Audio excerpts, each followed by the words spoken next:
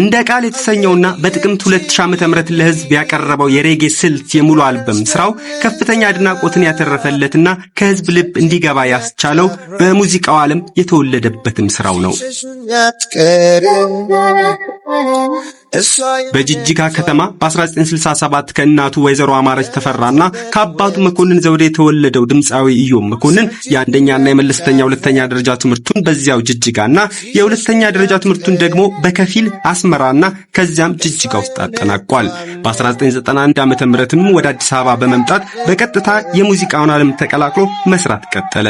በተለይ በፋልኮን ክለብ ከሌሎች አርቲስቶች ጋር በመሆን የሬጌ ሙዚቃ ስልትን በማቀንቀን ተቀባይነትን አግኝቶ እንደ ቃል አልበምን በለቀቀ በአጭር ጊዜ ነበር ስኬትን የተጎናጸፈው። እሱም ይገልጸው እንደነበርና በርካታ ባለሙያዎችም እንደሚመሰክሩለት ኢዮብ በስራዎቹ ባህልን የጠበቁ ብሩህ ተስፋና ስሜት በመፍጠር የሚያስደስቱ ቀናዊ አመለካከት ያላቸውን ዜማዎችና መልእክቶች ይመጥ ነበር። ነሐሴ 7 በድንገተኛ ህመም በሕክምና ክትትል ስር ለመውደቅ የተገደደው ኢዮብ በወዳጆቹ እገዛ ጭምር እስከ ናይሮቢ ድረስ ሄዶ ለመታከም የቻለ ቢሆንም ግን ሳይሳካ ቀርቶ ነሐሴ 12 ከዚህ ዓለም በሞት ተለይቷል። የቀብር ስነ ስርዓቱም በዛሬው ዕለት በቅድስት ሥላሴ ካቴድራል ቤተሰቦቹ፣ ወዳጅ ዘመዶቹ፣ ጓደኞቹና ቁጥሩ በርከት ያለ አድናቂዎቹ በተገኙበት ተፈጽሟል። ኢዮብ ባለትዳርና የአንዲት ሴት ልጅ አባት ነበር። ሰላም ጤና ይስጥልኝ። እንደምን ዋላችሁ? እንደምን አመሻችሁ? አለው እንግዲህ የመጀመሪያ ቪዲዮ እንዳያችሁት ለመግቢያ ያክል ነው ያስገባሁትና ምንድነው እዚህ ላይ እጅግ በጣም የተሰማኝ ነገር ቢኖር ኢዮብ መኮንን ተስተውሱ ከሆነ የዛኔ የነበረው ከህልፈቱ በኋላ ብዙ መረጃዎች ተሰምቶ ነበር። ከነዚህ መረጃዎች አንዱ የኢዮብ የህይወት ፍልስፍናው ነበረ። ከነዚህ ውስጥ ምንድነው ኢዮብ መኮንን ባንክም ይሁን ኪሱ ላይ ምንም ነገር እንዳልነበረው ነው የታወቀው። የዛኔ ወደ ታሞ ወደ ኬንያ ይመስለኛል ካልተሳሳትኩኝ ሲሸኝ ወደ ሕክምና ጓደኞቹ ወዳጆቹ አዋተው ነበረ ወደዛ ሀገር እንዲታከም የሰደዱት። ግን እዛ እንዳለፈ ነው እንግዲህ የምናውቀውና ለምንድን ነው እንዲህ የሚሆነው ብዬ አስባለሁኝ። አንዳንዴ ለሰው ማሰብ መልካም ነው። የራሳችን የሆነ አመለካከት ሊኖረን ይችላል። ነገር ግን አንዳንዴ ለሚቀረው ሰው ማሰብ የሚያስፈልግ ይመስለኛል። ለምሳሌ አንድ ሰው ትዳር ካለው፣ እናት ካለችው፣ ወንድሞች ካሉት ማገዝ አለበት። ለነዚህ እንዴት ነው ማገዝ ያለበት ካልን ከማለፉ በፊት ሁላችንም አላፊዎች ነን። ግን ከማለፋችን በፊት ማድረግ ያለብን ነገር ብዙ ነገሮች አሉ። ግን አንድ ለመጥቀስ ያህል ምንድነው በምናገኘው ብር ለወዳጅ ዘመድ የሚሆን ብር ማስቀመጥ አለብን። ሰው የሚቆጥበው ወዶ አይደለም፣ ምክንያት ስላለበት ነው። እና ምንድነው ብር አስቀምጣችሁ ቆጥባችሁ ማስቀመጥ ስህተት አይደለም ወይ ደግሞ ኃጢአት አይደለም። የተራበ ሰው አለ፣ ልክ ነው። ግን ያን ሰው ማገዙ ተገቢ ሆኖ ነገር ግን እናንተን የሚጎዳ መሆን የለበትም። ለቤተሰቦቻችሁ የሚጎዳ መሆን የለበትም። ይህ የምልበት ምክንያት አለኝ። ምክንያቱም ይህ ደግሞ አንዳንድ ሰዎች ካለፉ በኋላ የእነሱ ቤተሰቦች፣ ወላጆች፣ ልጆች ተቸግረው ሲለምኑ ስለምናይ ማለት ነው። ለዚህ መፍትሄ የሚሆነው ደግሞ አንተ እስካለ ድረስ ህይወታቸው እንዲቆይ ማድረግ ትችላለህ ማለት ነው። በመቆጠብ ነው ይህ ሊሆን የሚችለው ማለት ነው። እና ነፂ ወንድማችን ደግሞ እዚህ ላይ በጣም እኔ እየወቀስኩኝ አይደለም በነገራችን ላይ እንድታውቁልኝ። ነገር ግን አርቲስት ነፃነት ወርቅነህ እንዳየነው ባለቤቱ፣ ጓደኞቹ፣ ቤተሰቦቹ ሲናገሩ እንደሰማነው ከሆነ በጣም የሚያሳዝን ነው። አሁን ልጆቹ ምን ሊሆኑ ነው? አስቡ እስኪ። አሁን ወደ ልመና ወጥቷል። ህዝቡ አግዙን እያሉ ነው ያሉት። እና ለነዚህ ለጊዜው ልናግዛቸው እንችላለን። ለቀጣይ ለወደፊት ግን እንዴት ነው የሚሆኑት? አሁን በነገራችን ላይ አንድ ትልቅ ነገር ልነግራችሁ የምወደው ነገር ምንድነው፣ አንድ ሰው ሊረዳ ይችላል፣ ግን ዘላቂ አይደለም። ምክንያቱም አንድ ሳምንት፣ 2 ሳምንት፣ 1 ዓመት ሊያግዝ ይችላል። ከዛን በኋላ ያንተ ሁኔታ ይወስነዋል ማለት ነው። ስለዚህ እኔ በጣም ነው የተሰማኝ። እውነቴን ነው። በጣም ሰምቶኛል። ይህ የመጥፎ የአርቲስት ነጻነት መጥፎነት የሚያሳይ አይደለም። በእርግጥ ይህ የቸርነት ጉዳይ ነው፣ የዋህነት ነው። ነገር ግን በዚህ ጉዳይ ላይ ይህን መታሰብ ነበረበት። ለወደፊት ማሰብ ማየት መልካም ነው የሚመስለኝና እኔ በጣም አዝኛለሁ በአርቲስት ነጻነት ቤተሰቦች ዙሪያና እንግዲህ ምንም ማድረግ አይቻልም። ይህንን ነገር ሆኗል። ለሚመጣው ነው እንግዲህ ይህንን ቪዲዮ የምሰራው ማለት ነው። እና እባካችሁ አንዳንድ ሰዎች ይህንን ነገር አስባችሁ ብትሰሩበት ጥሩ ነው ባይነኝ። የነጻነት እስኪ ባለቤቱ ከአንድ ሚዲያ ጋር ያደረገችውን ልጋብዛችሁና ወደ ሌላ ቪዲዮን እሻገራለሁኝ። መልካም ቆይታ። መጨረሻ ዘመን አካባቢ ያለ ከሆስፒታል እዚህ ጋር ስራ ለመስራት ግሉኮስ አድርጎ እንዳትነሳ አትወደኝም ባፈ ነው እንደዚህ የምትለው ምናምን ስለው ነው ቤባ እኔ ከተኛው ልጆቼ ምን ይበላሉ ሰው ነው። ይሄ ልጅ ለማመስገን የሚፈልጉ ወዳጆቹ የሱን ስራ የሚወዱ ሰዎች ካሉ ልጅት ሚስቱ ይቅርታ ይሄንን ለመናገር በጣም ነው የሚያዝንላት። ስኳር በሽተኛ ናት። ልቧን ያማታል። እግሯ ደግሞ ልጅ ሆና እንትን ብላ ብረት አላት እዚህ ጋር እሱን ኦፕሬሽን ታደርጋለች። እኛ አሁን ስጋቱ እሱ ነው። ኦፕሬሽን ታደርጋለች። ሁለቱ ልጆቹ ደግሞ አይናቸው ሁለቱም ኦፕሬሽን ያደርጋሉ የሆነ ቀን ማለት ነው።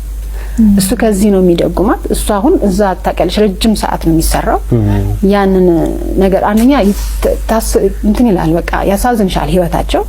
ግን እሱ ነበረ ከዚህ እንደ ጀርባ አጥንት የነበራቸው እና እሷ በሙሉ አቅሟ የመስራት እንትን አላችም። በቃ ትንሽ ለነሱ ላቅም ያህል ነው እንጂ እንደዚህ ጠንካራ እንዴት እንትን በቃ በብዙ ነገሮች ተጎድታለችና ያ ነገር አለ ገና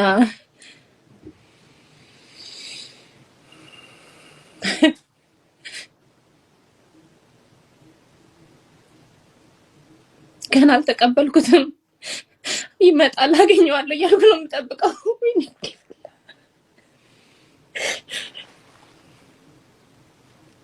በስነ ስርዓት አልተሰናበትኩትም። ብቻዬን አላገኘሁትም። ነፂ የህዝብ ነው፣ ግን ለኔም የኔ ነበር። አጣሁት። ብቻዬን አላለቀስኩም። ሁሉም ከጎኔ ነበር።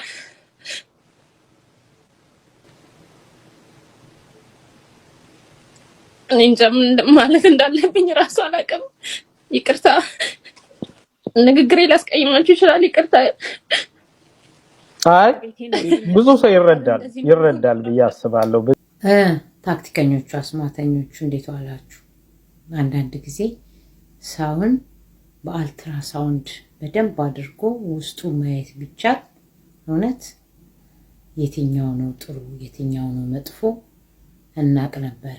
እና በጣም ነው ያሳዘነኝ። ምክንያቱም ነፍሱን ይማረው ነጻነት ባለቤቷና ልጇ በጣም ነው የሚያሳዝነው። እናቱን በስስት አይን ነው የሚያያት።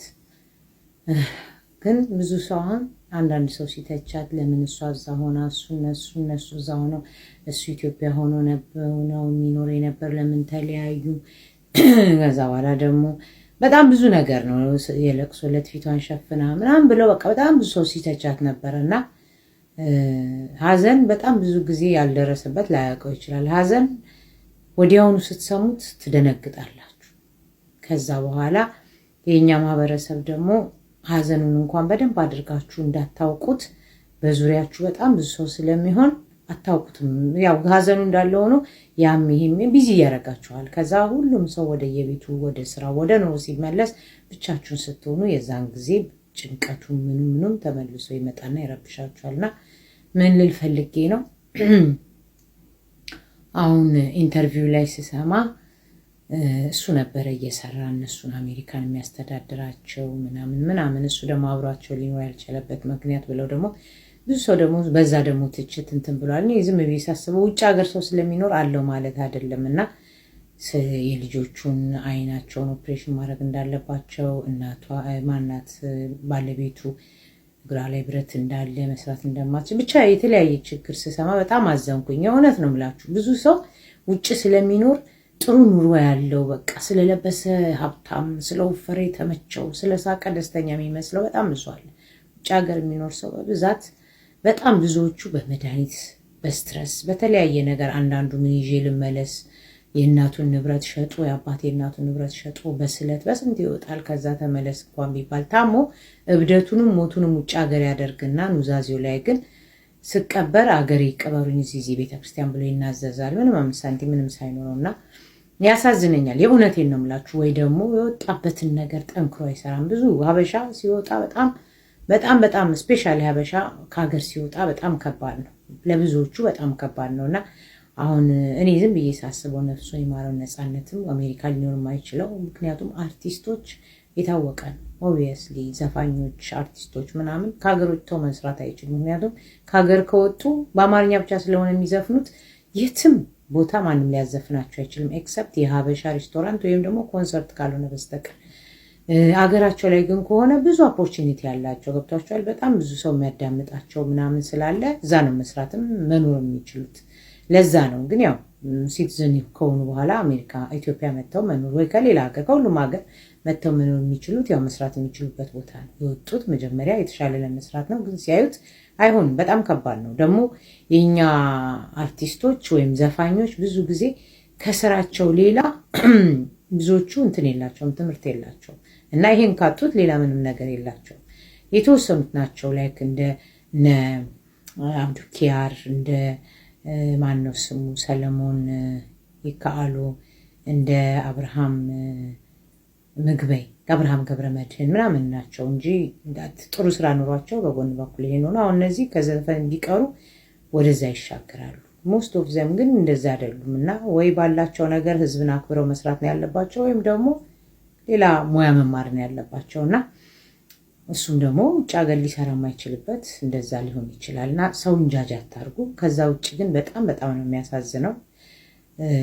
ምን ልፈልጌ ነው አሁን ጎፈንድሚ ተከፍቷል። እንዴት ሰፖርት መደረግ እንዳለባቸው እሱ ነበር የሚያስተዳድራቸው። ቤተሰብ ሰፖርት ማድረግ አለብን የሚል ጎፈንድሚ ተከፍቷል። ነፍሱን ይማረው ደግሜ ደጋግሜ። በጣም መልካም ደግ ብዙ ሰው የሚወደው ነበረ።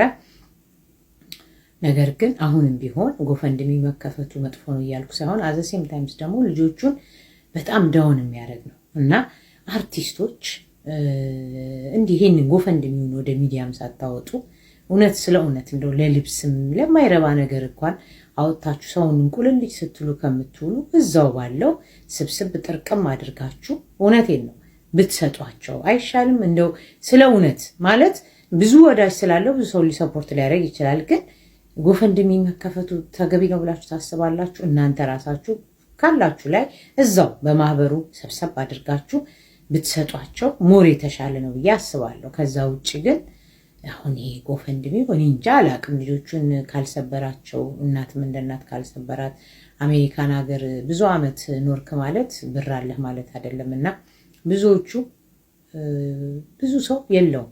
ያሳዝናል።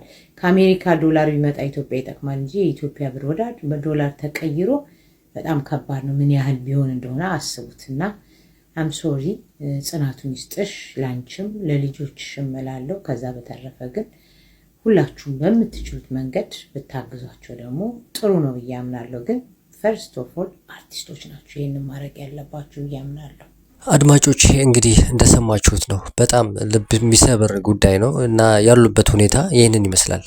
እነዚህ ይህንን ማየት አይፈልግም። ይህንን ላለመሆን ደግሞ ራሳችን ለልጆቻችን፣ ለወንድሞቻችን፣ ለወላጆቻችን የሆነ ነገር አድርገን ብናልፍ ጥሩ ይመስለኛል። ህይወት አጭር ስለሆነች እና አሁንም መጽናናት እመኛለሁ። እናግዛቸው። አመሰግናለሁ። ወደ ቀጣይ ቪዲዮ ላሻግራችሁ። ላሳምረው ክሬም አለ ልጠባው ፋል አድርግላችሁ። እዚህ ጋር ሁሌ የሚቆመው አይመስሉ ለማኝ ይሄ ተሳዳቢው ለማኝ እሱን ፈልጋችሁት ነው? ተጠየቀውን ብቻ አትመልስም።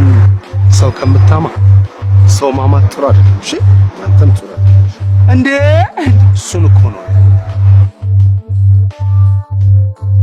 ጉድበል አዲስ አበባ በአንድ ቤት 2 ሽምግልና ተላከ። በከተማችን አዲስ አበባ የተከሰተ አንድ እጅግ አስገራሚና ጉድ የሚያሰኝ ታሪክ በማህበራዊ ሚዲያ ላይ መነጋገሪያ እየሆነ ነው። ታሪኩ እንዲህ ነው። ለአንዲት ሙሽራ የመጀመሪያ ሽምግልና ተልኮ ሽማግሌዎቹ በክብር ገብተው ልጁ ጠይቀውና ከቤተሰብ ጋር ተስማምተው በወግና በባህሉ መሰረት ምግብ መብላት ከጀመሩ በኋላ ነበር ያልታሰበ ነገር የተከሰተው። ውጭ ላይ ከፍተኛ የመኪና ክላክስና የጋጋታ ድምፅ ይሰማል። ምንድነው ተብሎ ሲታይ ሌላ የሽምግልና ቡድን በቅንጡ መኪኖች ተሰልፎ ለተመሳሳይ ሙሽራ መጥቷል። ይህ አጋጣሚ በቤቱ የነበሩትን ሽማግሌዎችና ቤተሰቦች ብቻ ሳይሆን መላው ማህበረሰብ ያስገረመ ሲሆን እንዲያውም የበለጠ ጉድ የሚያደርገው ሁለቱ ለሽምግልና የላኩት ወጣቶች እርስ በርስ በጣም የሚቀራረቡ ጓደኛሞች መሆናቸው ነው።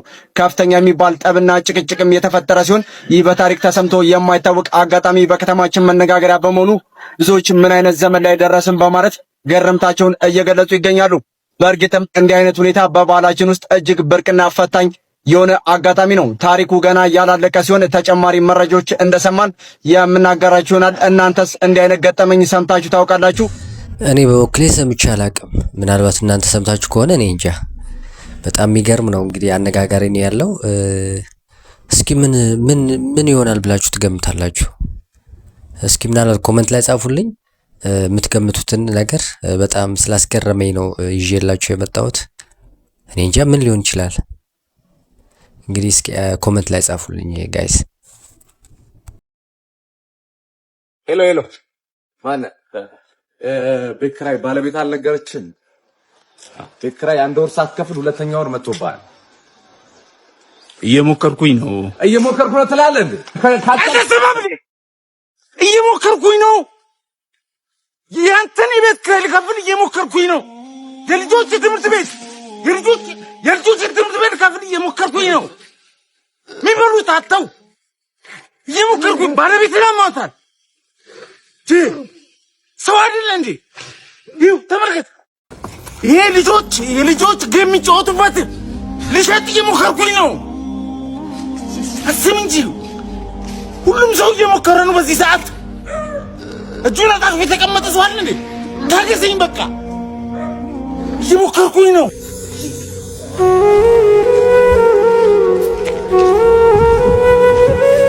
እየሞከርኩኝ ነው የምትለዋ ይህች ቃል ዝም ብላ ከአፍ የምትወጣ ንግግር ብቻ ፈጽሞ አይደለችም። ቃላቱ ከከንፈር ሳይሆን ከልብ የወጣ የብዙዎቻችን የኑሮ ትግልና የውስጥ ስብራት የፈታ ቁልፍ እንጂ። እየሞከርኩኝ ነው የምትለዋ ቃል በውስጧ የሺህ ሌሊቶች እንቅልፍ ማጣት፣ የሺህ ቀናት የኑሮ ትግልና በሚሊዮኖች የሚቆጠሩ ኢትዮጵያውያን የልብ ትርታ ታዝላለች። በዚህ ቃል ውስጥ መጋደል አለ። በዚህ ቃል ውስጥ ተስፋ አለ። በዚህ ቃል ውስጥ ነገን የማየት ጉጉት አለ። ኮሜዲያን ያሲኖ በዚህ ቪዲዮ የኢትዮጵያውያንን የዕለት ተዕለት ውጥረት፣ የኑሮ ውድነትና የስነ ልቦና ጫና በመስታወትነት አሳይቶናል። እየሞከርኩኝ ነው ማለት አልተሳካልኝም ማለት ግን ፈጽሞ አይደለም። ይልቁንም እየደከመኝም ቢሆን አልቆምኩም የሚል የጀግንነት መግለጫ ነው። ቪዲዮው የብዙዎቻችን ልብ የነካው ሁላችንም በፈገግታችን ጀርባ የደበቅነው ጭንቀትና የመትረፍ ትግላችን አውጥቶ ስለዘመረው ነው። መሞከር ራሱ ትልቅ ድል መሆኑን ያሲኖ በኪነ ጥበቡ አስመስክሯል። ምንም እንኳን ሸክሙ ቢከብደንም በያሲኖ ቃል ውስጥ ሁላችንም የራሳችን ታሪክ አግኝተናል። አሁንም ቢሆን እየወደቅን እየተነሳን መሞከራችን እንቀጥላለን። አሁንም እየሞከርን ነው። አድማጮቼ ከእንደዚህ አይነት ህይወት ይሰውረን ሁላችንንም። በጣም የሚያሳዝን ታሪክ ነው። በየጓዳችን ያለ ነው እና ቀደም ብሎ በተንኮሱ የሚሰሩትን ቪዲዮዎችን አይተናል። በተከራይተን የምንኖር ሰዎች ያለን ውጣ ውረድ ሁላችንም የምናውቀው ጉዳይ ነው እና በጣም ነው የሚያሳዝነው። ሁላችንም እየተሳሰብን ነገ እኛም የተሻለ ደረጃ ላይ ደርሰን ቤት ገዝተን ቤት ሰርተን ጥሩ ሁኔታ ላይ ልንሆን እንችላለን። እናንተ ደግሞ በጣም ተቸግራችሁ የሆነ ቦታ ላይ ልንገናኝ ስለምንችል ሁላችንም እየተሳሰብን ያለው የቁጠባ ሁኔታ በጣም አስቸጋሪ ነውና እባካችሁ ሁላችንንም እየተሳሰብን ብንተጋገዝ ነው ባይ ነኝ። እና በዚህ አጋጣሚ አዶናይ እንግዲህ ሁላችንም ጋር ያለ እንደሆነ እንግዲህ አዶናይ ተናግሯል እና በአዶናይ መዝጊያ አድርጌ ከወዲሁ ልሰናበታችሁ። እስካሁን ካላችሁ እንግዲህ ቻናሌን ሰብስክራይብ እንዲሁም ላይክ ኮሜንት እየጻፋችሁ ሐሳባችሁን አጋሩኝ ለማለት ወዳለሁኝ። አመሰግናለሁ። ጤና ይስጥልኝ። ኮሜዲያን ያሲኖ የሰራው ቪዲዮ እንዴት ውስጤን እንደነካይ ብታይ ማርያምን እየሞከርኩኝ ነው። እቺ ቃል ማለት ነው የኔ ቃል ነበረች ለብዙ አመታት ልንገርህ። እዚህ ሀገር ሆኜ ሳይሆን ካናዳ ሆኜ ነው የምልህ።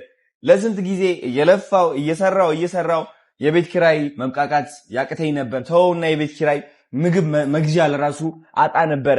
ላይክ ባስ ከቤት ወደ ስራ የሚሄድበት ባስ ቲኬት መግዣ አጣ ነበረ እና በቃ ላይክ እኔ ደግሞ ለሰው አይደለም እየሞከርኩኝ ነው እያልኩት የነበረው ለእግዚአብሔር ነበረ። በቃ ጨንቆኝ በውስጤ ነው የምላችሁ። በቃ እውነት እና የሚረዳው ሰው ያለፈበት ሰው ነው። ያለፈበት ሰው እቺ ቃል ምን ያህል የሁላችንም ቃል እንደሆነች ያውቃል። እና እግዚአብሔርን በጣም ጎበዝ ነህ። ይህ ቃል አስበህ ካራክተሩን ተላብሰህ መተህ እንደዛ ማሳየት ይህ ከድራማም በላይ ነው፣ ከቲክቶክ ቪዲዮም በላይ ነው። የብዙ ሰዎች ድብቅ የሆነ ስቃይ ነው ያወጣኸውና በጣም ኮርቼ ባህለው ልልህ እፈልጋለሁ።